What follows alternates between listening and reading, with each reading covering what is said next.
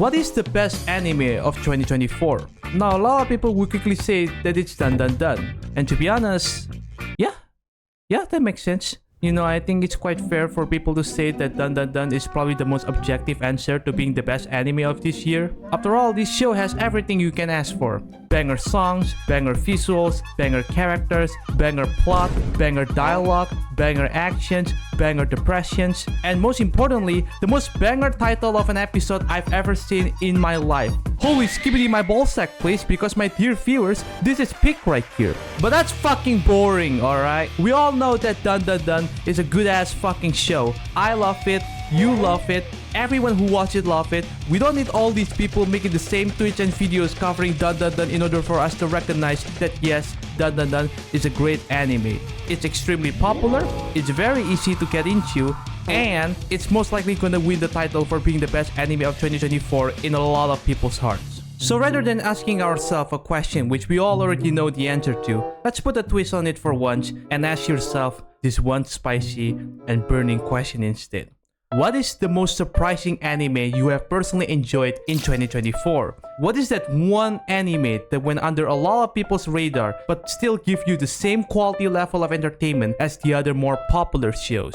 Is it Dungeon Meshi, a fun little comedy/fantasy show that is absolutely cooking with its cooking? Is it Blue Box, a beautiful sport romance show that goes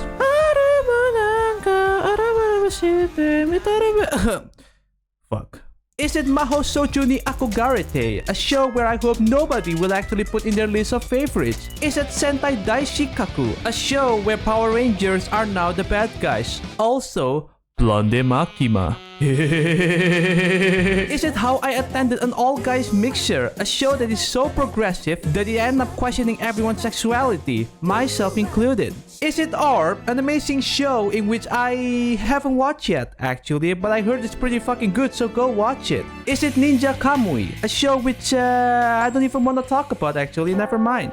Is it Tokidoki Bosoto Rasya go de Dereru Tonari no Arya? Yeah, whatever. This fucking Russian ass girl show. You guys like this shit? Oh, hiya, my Oni-chan. Now please get off me. I'm sorry, what was that I heard? Did you just tell your sister to help you get off? Now please get out of my room. But why? You pop a boner on me? Yeah, don't worry guys, I think I like this shit as well. Is it Days with My Stepsister, a show with a very sassy title?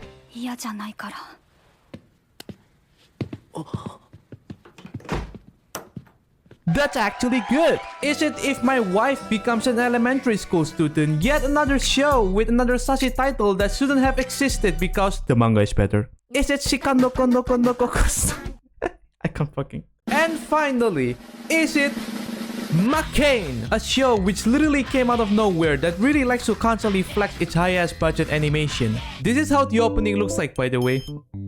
Why are the visuals so fucking good? And the ending is not falling behind either, it's equally just as impressive as the opening, like the whole entire show is pretty much an eye candy. But the real highlight of this show is how it brings a new refreshing concept that makes fun of the usual stereotypical harem rom-com genre by featuring a cast full of losers bracket heroines who's not romantically interested in the main character, who is also not interested in romance in the first place.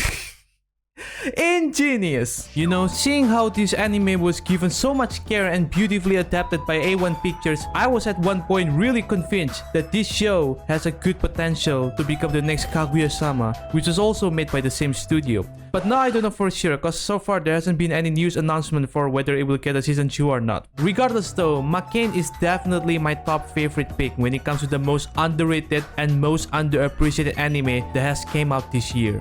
But it turns out I was wrong.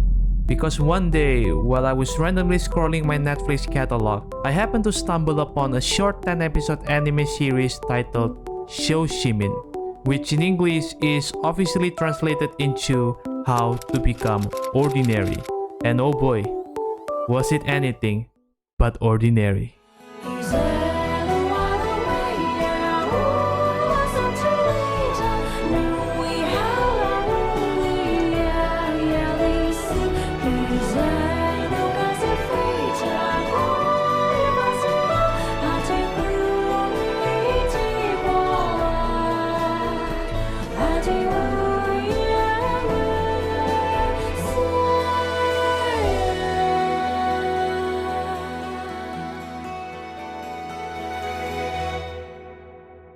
If I were to simply describe the experience of watching SHOSHIMIN, then I would say it's basically like watching a collaboration anime between hyouka and the Monogatari series. Now at this point, I know what you guys are wondering. What the fuck is a hyouka? Is that a yokai or something? And you know what? Good question. Cause I really wonder if today's generation of anime fans are even aware of other existing shows beyond the shonen genre like Jujutsu Slayer and Kimetsu no Kaisen. But you know what? That's fine. No problemo. This is why I'm here today. For those who don't know, hyouka is an anime that has that one female character who always says shit like, 私気になります私気になります私気になります私気になります私気になります私気になります Okay, I'm joking. I don't actually hate Chitanda, okay? I just found her a little bit annoying with that fucking catchphrase back when I first watched the show, you know? I've grown to like her character better now, alright? Actually, no, she's still a bit annoying to be honest. Anyway, all you need to know about hyouka for now is that it's a highly iconic and popular slice-of-life mystery show that was released 12 years ago. Jesus Christ, I feel old. You guys remember seeing these edgy smartass quotes around the internet? Yeah, all of those quotes come from this guy right here, which is the main character of hyouka. So the plot summary of hyouka basically follows this guy who, despite having a high intelligence and an impressive deduction skill, doesn't want to do shit cause he's fucking lazy.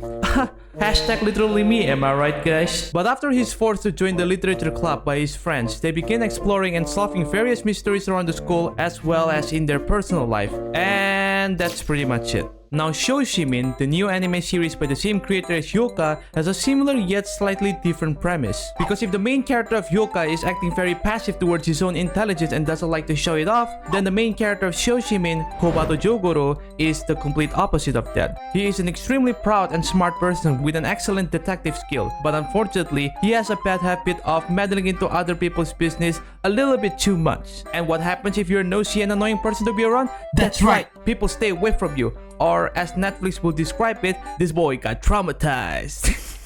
So this boy ended up having 0 friends back in middle school. Actually no, he had one friend. She's a fellow troublemaker, Osane Yuki. And now, after entering a new high school together, they make a promise to each other to try their best to change their bad habits and aim to become good ordinary citizens, otherwise known as being fucking boring. But given the irony of the show's title, I don't think our two main characters will ever come close to having a peaceful and ordinary life. Because even if they don't do anything weird and just living out their life normally, for some reasons, problems just keep coming at them endlessly.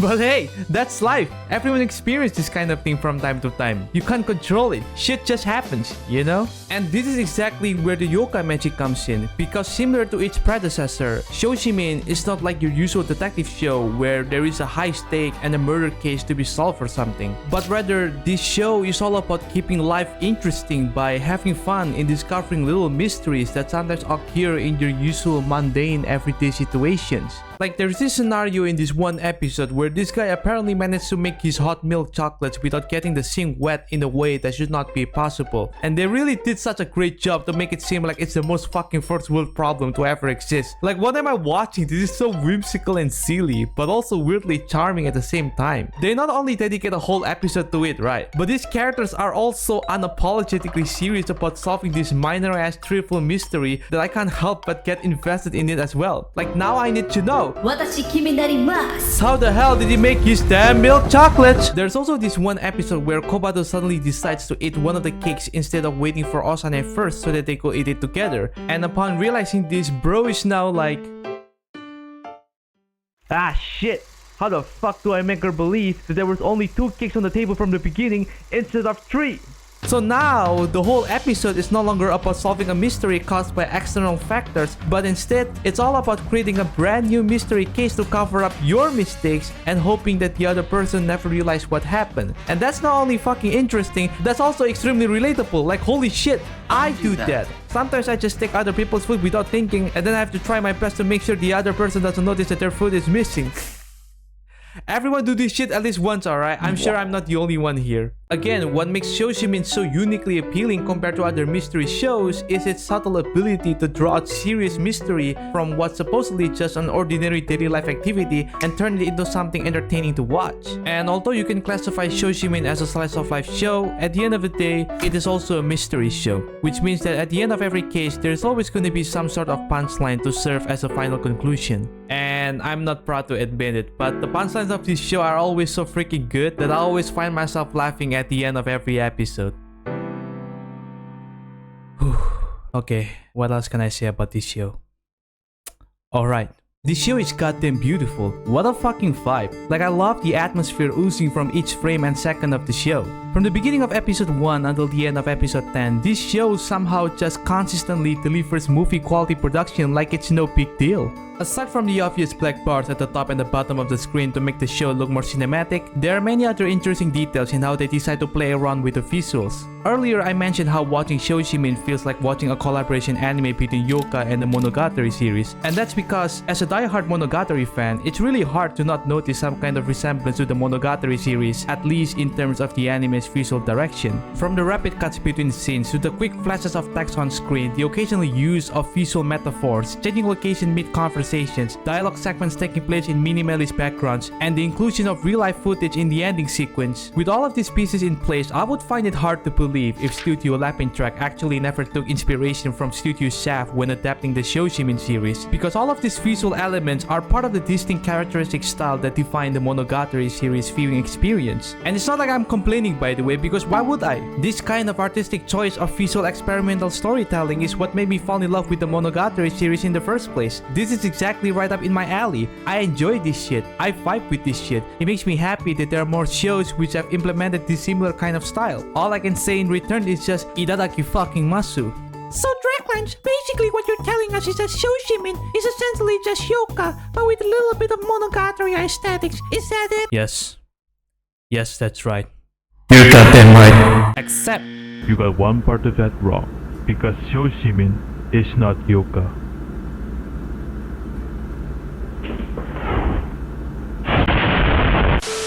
Whoa, what am I talking about here? There's no way I just spent the last 5 minutes comparing the similarity between the premise of hyouka and SHOSHIMIN, only for me to contradict myself at the end by saying that these two are completely different shows.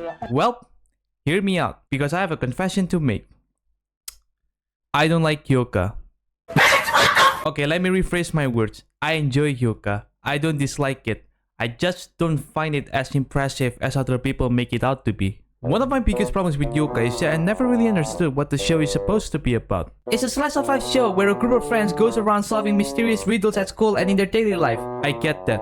It's a character-driven drama show that mainly focuses on the gradual development of our main character throughout the series. I get that. It's not a romance show, but despite that, they always tease us with these glimpses of romantic moments here and there just to play around with our feelings. I get that. But so what? I don't get it! What is the point of this entire show? What is it that I need to get invested in? There is no overarching storyline in hyouka! And I'm not saying that every show has to have a proper overarching storyline in order to be called a good show. Like I said, this show is already enjoyable as it is. I mean, surely it's highly popular for a reason, right? Even the original light novel was considered a massive success. All I'm just saying is that if a show is gonna have 22 fucking episodes and you don't have any central plot narrative to dangle in front of me, then things are gonna get stale and boring pretty damn quick, alright?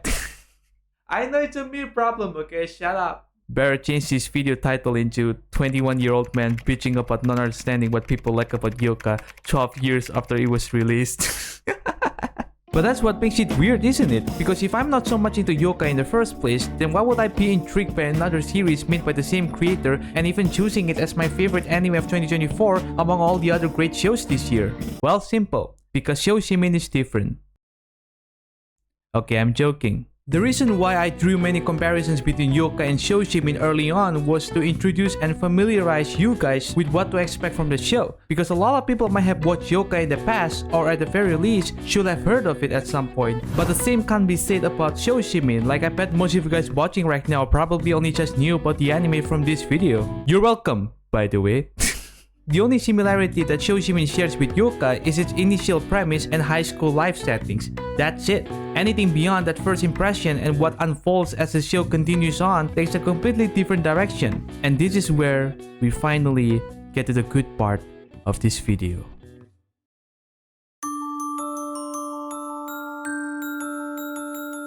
From the very first episode of SHOSHIMIN, the show has already presented us with a major question that we need to ponder for the rest of the series. That is, who exactly are these two individuals, and what actually happened to them in middle school that ended up causing them so much trauma that they had to suppress their intelligence in order to desperately become ordinary people? And most importantly, do they really want to become ordinary in the first place? This is essentially the core mystery of the entire show and pretty much serves as the overarching storyline throughout the series. Because although the show has a lot of seemingly episodic self-contained mini-stories along the way, this is the one plot narrative that never disappears from the main storyline. Each episode gradually contributes to advancing the plot narrative of the show, whether you realize it or not.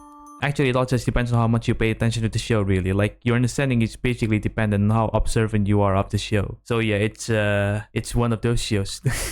One of the most noticeable difference between Hyouka and SHOSHIMIN lies in their presentation. If you take a good look at how Hyouka is being animated by Studio Kyoto Animation, you quickly notice that not only are the characters' reaction and movements are usually pretty expressive, but there are also many moments throughout the show where some scenes are being illustrated using these various kinds of bombastic, over-the-top, exaggerated animation to visually convey what's happening on the screen. The colors used in the show are warm and vibrant, and this choice of overall art direction really works in their favor because Hyouka is all about being optimistic and having fun in finding the beauty and wonder in the mundane, ordinary life. None of the mysterious riddles ever involve any sort of dangerous or life-threatening conflicts, so of course the vibe and the atmosphere of the show are generally much more jolly, lively, and, I don't know, slice of lifey.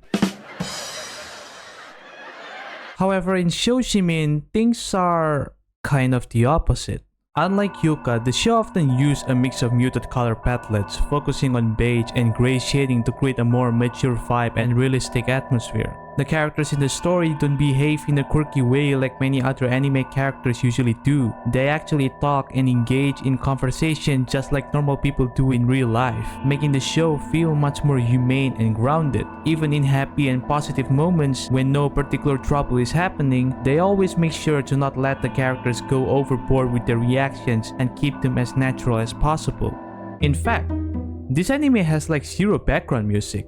Like, I feel at most, this anime probably only has about 5 soundtracks in total. A lot of the time, all you hear when you're watching the show are just the characters talking with a little bit of sound effects. And that's because most of the scenes taking place in the show has no music playing in the background at all, adding this another weird layer of quiet and creeping tension, as if implying that maybe there might be something more beneath what is being shown to us. And before you realize what's happening, the show suddenly goes from finding a friend's lost bag to solving a fucking kidnapping case. Yeah, you heard me right. SHOSHIMIN is the kind of show where things could easily go from 0 to 100 real fucking quick, okay? This show is definitely a lot more serious than Hyouka. And that's because SHOSHIMIN takes what already makes Hyouka great and just brings it to another level. If Hyouka is all about showing the beauty and wonder in discovering little mysteries that happens in everyday situations, then SHOSHIMIN is not only just that, but also demonstrates how even small problem could sometimes lead to another bigger problem with real consequences in unexpected ways. What at first may seem like a separate trivial filler fucking arc may actually become related to a much bigger storyline. And this type of concept really aligns well with a slow burn show like SHOSHIMIN, because now, not only does it encourage the viewers to pay more attention in searching for minor clues or details that might potentially foretell what happens next, but it also keeps the viewers fully engaged throughout the series. Since no matter how peaceful the current situation may feel like in the episode, you know that something bad is probably gonna happen sooner or later, but you just don't know when. And it's this ominous sense of anticipation that separates SHOSHIMIN from another slice of life mystery anime. Yeah, that's right, I'm looking at you, Hyouka. Dude, this is almost starting to look like I made this video just to shit on Yoka. I'm not, okay? I don't even hate Yoka, bro. It's a good, solid show. I don't know why I just wrote the script in this way. Now, of course, I'm not going to spoil anything important regarding the story in this video. But let me just say, the last 2 episodes of SHOSHIMIN are what convinced me to bump up the show's rating from an already pretty good score of 8 to an astounding 9 out of 10. And that's because, in the final moments of closure towards the end of the show, Episode 9 and Episode 10 did something that went beyond any expectations I initially had for SHOSHIMIN. Every detail, every mystery, every foreshadowing, everything that has been built up since the very beginning of the show has now finally reached its highest critical point, and what it all boils down to is our 2 main characters just sitting down together, eating parfaits, and talking to each other. That's it. That's the climax of the entire show. Just these 2 characters having a full-on 30 to 40 minutes long conversation about everything that has happened throughout the entire show, and it's fucking perfect. The plot twist, the grand reveal, the nuanced dialogue, the self-realizing characterization, the philosophical moral dilemma. The final confrontation between Kobato and Osanai, which spanned nearly 2 whole episodes in total, is easily the best and the most intense moment of the entire show. This is the only anime other than Nishuishin works where the characters can have non-stop dialogue-heavy interaction with each other, and I'll never get tired of it. I was completely focused and immersed when watching the final 2 episodes of SHOSHIMIN, even though there was no action in any of the scenes. And I think that really speaks volumes about the writing quality and the brilliant execution by both the creator and studio Lapintrack.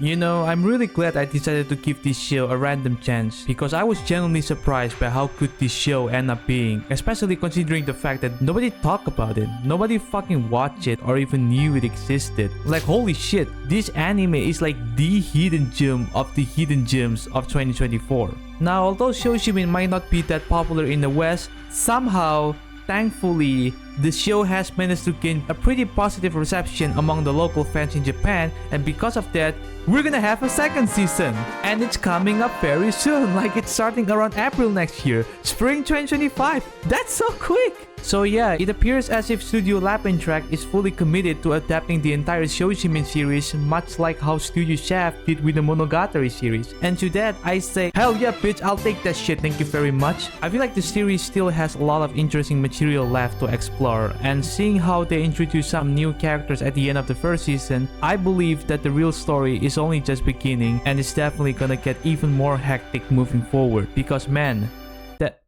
that's fucked up, alright? What happened in the last arc of the 1st season was fucked up, okay? In fact, I would go so far as to say that I'm scared shit of what our 2 main characters are capable of and what they can do in the future contents, okay? Especially this one girl right here. Like, Jesus Christ, you can't mess with her, let alone fix her, okay? Also, speaking of fuck up stuff, there is no other reassuring way to end the 1st season on a more satisfying note than by showing a random ass truck fucking explode in the middle of nowhere. Alright boys, I'll see you again in season 2. Why hello there, thank you for watching the video. First of all, this is supposed to be a very short one, but as you can tell from the length of this video, I kinda end up getting way into it. I mean, SHOSHIMIN is a great show, what can I say? Anyway, this is my first time making this kind of video, you know, video essay style. So let me know if you really enjoyed this one, because I'm planning on making more of these videos in the future as well. Especially now that I have more time compared to last year when a lot of stuff happened, my uni graduation and everything. Been real busy ever since then, you know. So that's why I haven't uploaded in a very long time. But yeah, that being said, don't forget to like and subscribe to the channel. Happy New Year everyone, and I'll see you guys in the next one. Bayonara.